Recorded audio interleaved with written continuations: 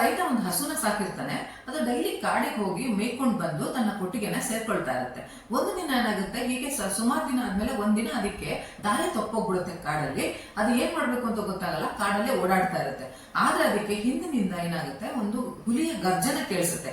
ಆ ಹುಲಿಯ ಗರ್ಜನೆ ಕೇಳಿಸಿದ ತಕ್ಷಣ ಹಸುಗೆ ಭಯ ಆಗ್ಬಿಡುತ್ತೆ, ನನ್ನ ಕೊಂದಾಕ್ಬಿಡ್ತಾನೆ ಅಂತ ಹೇಳ್ಬಿಟ್ಟು ಫಾಸ್ಟ್ ಆಗಿ ಓಡೋದಕ್ಕೆ ಶುರು ಮಾಡುತ್ತೆ. ಓಡ್ತಾ ಓಡ್ತಾ ಓಡ್ತಾ ಹೋಗ್ಬೇಕಾದ್ರೆ ಎದುರುಗಡೆ ಒಂದು ಕೆಸರಿನ ಗುಂಡಿಲಿ ಬಿದ್ದೋಗ್ಬಿಡುತ್ತೆ. ಆ ಗುಂಡಿಲಿ ಬಿದ್ದೋದ ತಕ್ಷಣ ಅದ್ರ 4 ಕಾಲುಗಳು ಸಿಗಾಕೊಂಡ್ಬಿಡುತ್ತೆ, ತಲೆ ಮಾತ್ರ ಮೇಲಿರುತ್ತೆ.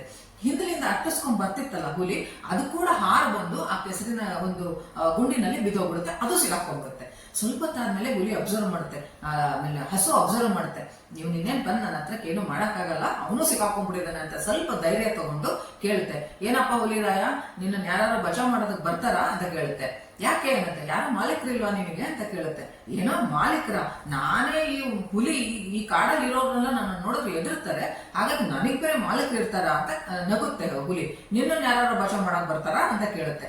ಹೌದು, ನನ್ನ ಮಾಲೀಕ ಬರ್ತಾನೆ, ಬಂದು ನನ್ನನ್ನು ಬಚಾವ್ ಮಾಡ್ಕೊಂಡು ಕರ್ಕೊಂಡು ಹೋಗ್ತಾನೆ. ಹಲೋ ಸ್ನೇಹಿತರೆ, ನಾನು ಡಾಕ್ಟರ್ ಮಂಜುಳಾ ಕಿರಣ್.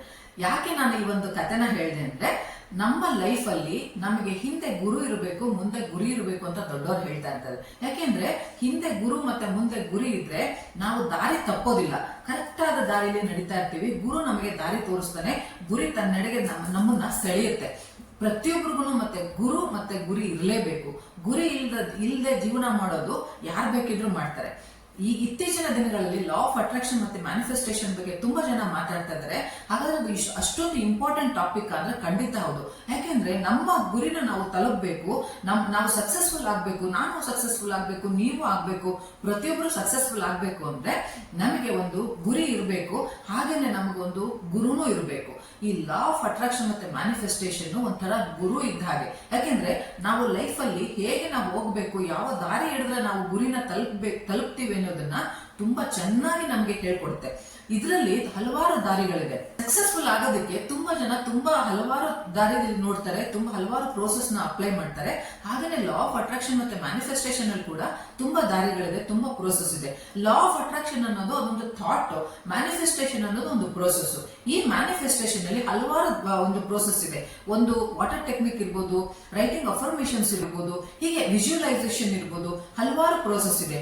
ಹಾಗಾದ್ರೆ ಯಾವುದನ್ನ ಅಪ್ಲೈ ಮಾಡಬೇಕು, ಯಾವುದನ್ನ ಅಪ್ಲೈ ಮಾಡಬಾರ್ದು ಅಂದ್ರೆ ಅದಕ್ಕೆ ಅದರದೇ ಆದ ಒಂದು ಇಂಪಾರ್ಟೆನ್ಸ್ ಇದೆ, ಅದಕ್ಕೆ ಅದರದೇ ಆದ ಒಂದು ಪವರ್ ಇದೆ. ನೀವು ನಿಮಗೆ ಯಾವುದು ನಿಮ್ಮ ಲೈಫ್ ಅಲ್ಲಿ ಯಾವ್ದು ಬೇಕೋ ಅದನ್ನ ಅಪ್ಲೈ ಮಾಡ್ತಾ ಹೋಗ್ಬೋದು. ಮೊಟ್ಟ ಮೊದಲನೇದಾಗಿ ನೀವು ಮಾಡಬೇಕಾಗಿರೋದು ಅಫರ್ಮೇಷನ್ ರೈಟಿಂಗ್. ಇದು ಮೊಟ್ಟ ಮೊದಲ ಪ್ರಯತ್ನ. ನಿಮಗೆ ಲೈಫ್ ಅಲ್ಲಿ ಏನ್ ಬೇಕು ಅದನ್ನ ಬರಿತಾ ಹೋಗಿ. ಇದನ್ನ ಸ್ಕ್ರಿಪ್ಟ್ ರೈಟಿಂಗ್ ಅಂತಾನು ಹೇಳ್ತಾರೆ, ಅಫರ್ಮೇಷನ್ಸ್ ಅಂತಾನು ಹೇಳ್ತಾರೆ. ನಾನು ತುಂಬಾ ರಿಜಿಡ್ ಆಗಿ ನಿಮಗೆ ಟೆಕ್ನಿಕ್ಸ್ ನ ಹೇಳ್ಕೊಡೋದಿಲ್ಲ. ಯಾಕೆಂದ್ರೆ ಟೆಕ್ನಿಕ್ಸ್ ನ ನೀವು ಅಪ್ಲೈ ಮಾಡ್ತಾ ಇದ್ದು ಮನಸ್ಸಲ್ಲಿ ಡೌಟ್ ಇಟ್ಕೊಂಡ್ರೆ ಖಂಡಿತ ಏನು ವರ್ಕೌಟ್ ಆಗಲ್ಲ.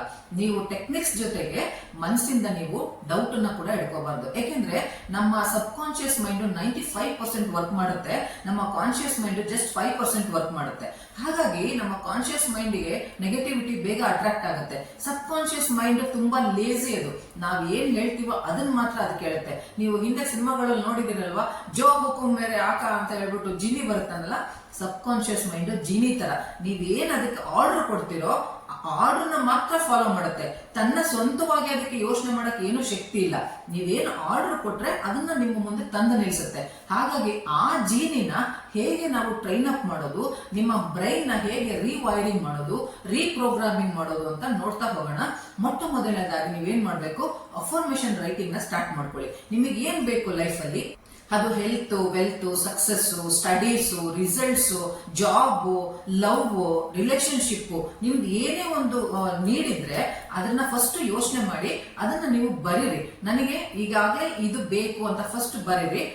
ಅದನ್ನ ನೀವೇನ್ ಮಾಡ್ಬೇಕು, ಅಫರ್ಮೇಷನ್ ಅಲ್ಲಿ ಈಗಾಗಲೇ ಅದು ಆಗ ಹೋಗ್ಬಿಟ್ಟಿದೆ ಅಂತ ಪ್ರೆಸೆಂಟ್ ಟೆನ್ಸ್ ಅಲ್ಲಿ ಬರೀಬೇಕು. ಫಾರ್ ಎಕ್ಸಾಂಪಲ್, ನೀವು ಜಾಬ್ ನ ಸರ್ಚ್ ಮಾಡ್ತಾ ಇದ್ದೀರಾ, ಇವಾಗ ನೀವು ಇಂಜಿನಿಯರ್ ಅಥವಾ ಏನೋ ಒಂದು ಜಾಬ್ ನ ಸರ್ಚ್ ಮಾಡ್ತಾ ಇದ್ದೀರಾ, ಇದೇ ಕಂಪ್ನಿಲಿ ನನಗೆ ಜಾಬ್ ಬೇಕು ಅಂತ ನಿಮ್ಮ ಡ್ರೀಮ್ ಕಂಪ್ನಿ ಕೂಡ ಇದೆ. ನೀವೇನ್ ಮಾಡ್ಬೇಕು, ನಾನು ಆಲ್ರೆಡಿ ಈ ಜಾಬ್ ನ ತಗೊಂಡಿದ್ದೀನಿ, ನಾನು ಎವ್ರಿ ಮಂತ್ ಇಷ್ಟು ಸ್ಯಾಲರಿನ ಡ್ರಾ ಮಾಡ್ತಾ ಇದ್ದೀನಿ. ಅದನ್ನ ನೀವು ಪ್ರೆಸೆಂಟ್ ಟೆನ್ಸ್ ಅಲ್ಲಿ ಬರಿತಾ ಹೋಗ್ಬೇಕು. ಎಷ್ಟು ಸತಿ ಬರಿಬೇಕು, ಹೇಗೆ ಬರಿಬೇಕು ಅಂದ್ರೆ ಅದರಲ್ಲಿ ಹಲವಾರು ಬರೆಯೋದ್ರಲ್ಲೂ ರೈಟಿಂಗ್ ಅಫರ್ಮೇಷನ್ಸ್ ಹಲವಾರು ಟೆಕ್ನಿಕ್ಸ್ ಇದೆ. ಅದು 369 ಅಂತ ಹೇಳ್ತಾರೆ, 555 ಅಂತ ಹೇಳ್ತಾರೆ, 10x3 ಅಂತ ಹೇಳ್ತಾರೆ. ಯಾವ್ದು ತುಂಬಾ ಪವರ್ಫುಲ್, ಯಾವ್ದನ್ನ ಫಾಲೋ ಮಾಡಬಹುದು ಅಂತ ಮುಂದಿನ ವಿಡಿಯೋದಲ್ಲಿ ನಿಮ್ಗೆ ನಾನು ತಿಳಿಸ್ಕೊಡ್ತೀನಿ. ಅಲ್ಲಿವರೆಗೂ ನೀವು ನಿಮಗೆ ಏನ್ ಬೇಕು ಅನ್ನೋದನ್ನ ಫಸ್ಟ್ ಬರೀರಿ. ನಿಮ್ಮ ಅಫರ್ಮೇಷನ್ ಫಸ್ಟ್ ರೆಡಿ ಮಾಡಿ ಇಟ್ಕೊಳ್ಳಿ. ಅದನ್ನ ಹೇಗೆ ಬರೆಯೋದು ಅನ್ನೋದನ್ನ ನೆಕ್ಸ್ಟ್ ವಿಡಿಯೋದಲ್ಲಿ ನಾನು ಹೇಳ್ಕೊಡ್ತೀನಿ. ಬಾಯ್.